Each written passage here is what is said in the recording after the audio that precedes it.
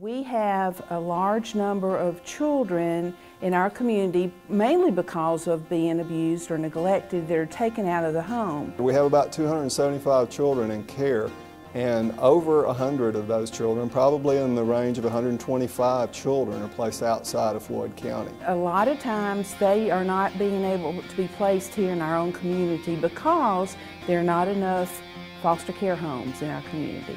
Rome is in the top 5 for number of students in foster care. Just hearing some of the stories that the coaches shared about the terrible things that these students have gone through just broke my heart. I could not imagine what it was like to live through some of that. And so these children are going through a lot of pain, taken out of their home, taken out of their school, taken out of their community. Because as you hear their story, you realise for some of them they can't see anything beyond the next month or the next year. And an emotional challenge is trying to lift their sights beyond the here and now to years beyond, and even from a Christian perspective for eternity, just to overcome those barriers where they think, this is what I'm going to be doing, my life is determined, and trying to change that perspective to say, it doesn't have to be the way you think it is. We have a need as big as many of the communities near Atlanta. So when I went to this meeting in Atlanta, they were talking about children in foster care, they're getting ready to age out. And they would list the communities that had the biggest numbers, and it was all these Atlanta communities and then Floyd County. We have an awful lot of students, 250 plus, and the number fluctuates depending on the month, but we have a lot of students in the foster care system and just over 50 foster homes. And so the need exists to have a place to put kids. If anybody ought to be doing it, it ought to be Christians.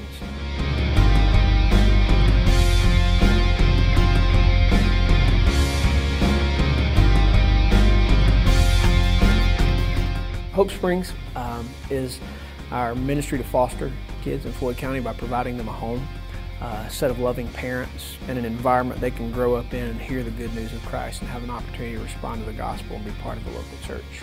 Hope Springs will play a key role in breaking a negative cycle, generations of poor behavior, moral decisions that are made or repeated over and over again. Where Hope Springs is going to make a huge difference is we begin a cycle of positive changes, and to give them an environment where they can hear the good news of Christ. I've known about YFC for a long time, and I think if someone were to just sit down and say, tell me what YFC is all about, I would say relationships with good examples of people who care, but who also are living a life that would provide a good example for some young people that need that. Foster parents are going to be chosen based on their compatibility with our mission, and then them signing on and working with us and hopefully staying for a very, very long time. We spent 2 years living in Honduras and worked with orphanages overseas. And when it came time for us to move back to the States, we both just knew that God wanted more for us than just to have us and our house and our child and a dog, or the typical suburban American life.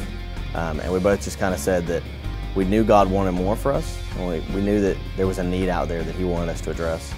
And so we both decided and committed that we would become foster parents when we got back to the States. We want these kids to see the same parents. We want these kids to have a mom and dad that's their mom and dad forever.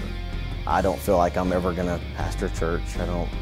I'm not going to be a youth pastor and have the cool youth pastor goatee or anything.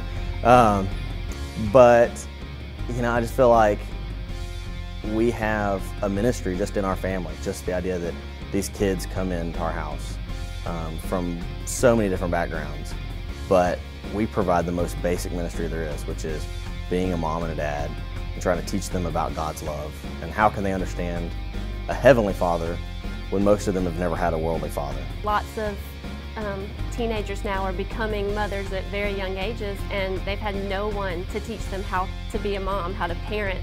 Basic thing that as foster parents we can provide for these young people is just stability, just giving them that reassurance that when they come home from school, we're going to be there. When they fail a test, we're going to be there. When they do something great, we're going to be there. Just that idea that they will finally have a home to come home to. I think also the problems are so big for some people. I mean, it's just hard to imagine how they could make a difference. And I think that's where I would challenge all of us to not think of it that way. That if any of us looked at the problems, we could just get really depressed and go sit at home and just feel terrible. But that's not going to make a difference. I think everyone needs to be aware of some of the problems in our community and encourage within their abilities. It may not be giving money, and it may be giving time or encouragement. And that's what Youth for Christ is all about. There's such a huge need here, and there's such a population of Christians that we ought to be able to address the issue. To run a home, it costs $50,000 a year. That's going to run the entire operation of the home. That's going to take care of all the students' meals, their clothing. It's going to take care of all the utilities in the home. It's going to provide them education. It's going to provide them an opportunity to have a vacation in the year. It's going to send them to camp. So for $50,000 a year, we're going to be able to run that home. If you break that down into 6 students in the home, per month, that's $700 per student for them to live a month in that home and to have all of their needs provided: education, mentorship, camp, training. And that's an extremely low amount to operate a house on. So we greatly depend on individual people who are willing to say, you know what, I might not be able to take a kid into my house. Can't be necessarily foster parent in any regard, but you know what, I can give. I can give $10, I can give $15, $20 a month to make this home and to make Youth for Christ go. The scriptures are very clear that pure and undefiled religion is care for the orphan and the widow. And so the scriptures are very clear that it's our not only duty but responsibility, and I would even go farther to say not only even a duty and a responsibility, but it is part and parcel of following Christ that we take what He has said and we do it. And the scriptures are clear that that is what God cares about. He says over and over again, the fatherless, the widow. And God cares, and because He cares, we should care. And so as a result, it should be us that takes care of this work.